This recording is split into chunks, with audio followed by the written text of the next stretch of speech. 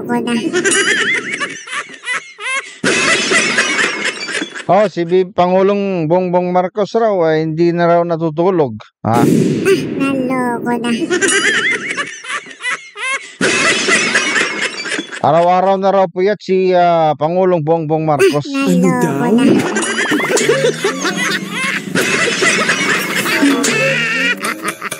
Sabi nga raw noon nung si Pangulong Duterte ang Pangulo, puro lang daw tulog ng tulog sa kanyang kulambo. Naloko na.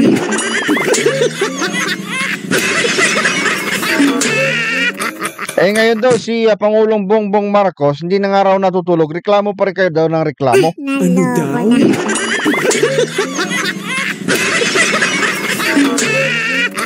Lagi na nga raw sa puyat hindi na nga raw natutulog tapos nagre-reklamo pa rin kayo. Naloko na.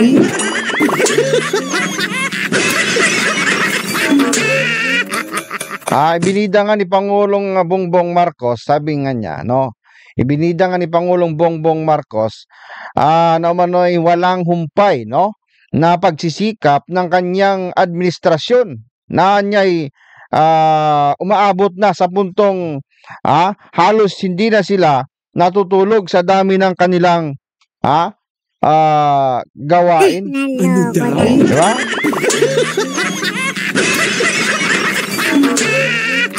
Sa isang pahayag ho ng Pangulo, ang sabi nga niya, ang ating mga kalihim ay hindi na natutulog. So ibig sabihin hindi lang pala siya ang hindi natutulog. Marami siyang kadyaming. Diba? Yan. Alam ko po yan dahil ako rin, hindi na po ako natutulog. Saka na tayo matutulog, marami pa tayong gawain. So ibig sabihin wala nang tulugan nito hanggang matapos yung termino. Naloko na. Hindi.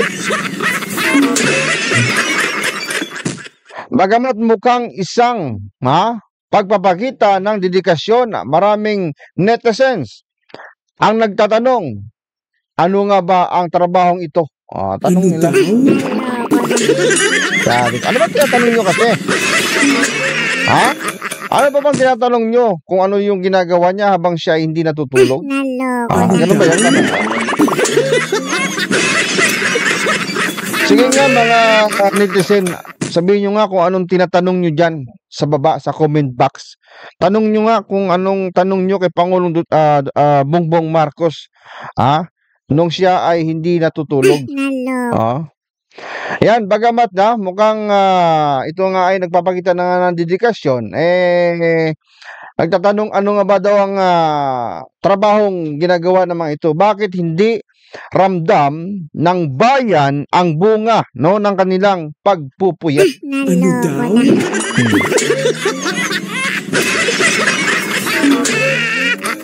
Ano ba kasing pinagpupuyatan nila? Naloko na. Baka iba naman kasing pinagpupuyatan nila, hindi sila natutulog. Ano ba sabi ni Congressman yung si Guanzon? Naloko na. Balikan na lang natin yan kung anong sinabi niya mamaya sa ibang parte naman ng ating pong komentaryo. Sa kabila ng mga deklarasyon na ito, ay napanatili pa ring malaking tanong sa taong bayan. Ang pagpupuyat ba ng administrasyon ay nagresulta sa tunay at progreso o isa lamang itong paraan upang magmukhang masipag? Naloko na.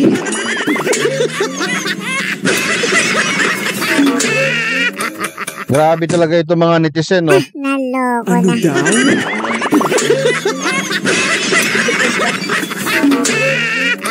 Nagpupuyat na nga Hindi na nga natutulog Ang hirap kayang hindi natutulog. Naloko na.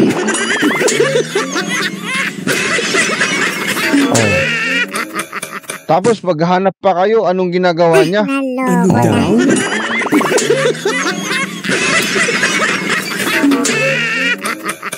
Oo nga naman. Ano kasing ginagawa? Naloko na. Siya ba Pag nagpupuyat kayo, wala namang bagyo, wala namang kung ano-anong mga kalamidad sa ngayon. Bakit di kayo natutulog? Ano daw? Ano ba pinagpupuyatan yung repacking ng mga ayuda? Ano daw? Ha? Or maghanap ng kung saan pwedeng pagkapirahan? Ano daw? Tatanong lang. Siyempre, sinabayan ko na rin yung mga netizen sa pagtatanong. Nagpupuyat paano patalsikin yung kanilang mga kalaban sa politika para pagdating ng susunod na eleksyon ay sila pa rin ang mamumuno. Ano daw?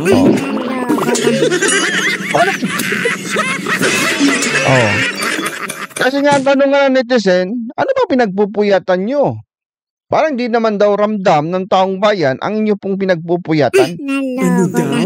Ay, wag ko nang tanungin si Attorney Rowena Guanzon, baka iba hong sasabihin eh. Ano daw? Alright. Oh. So kung meron kayong tanong, abay i-comment nyo lamang sa baba sa comment box at atin po yung himay-himayin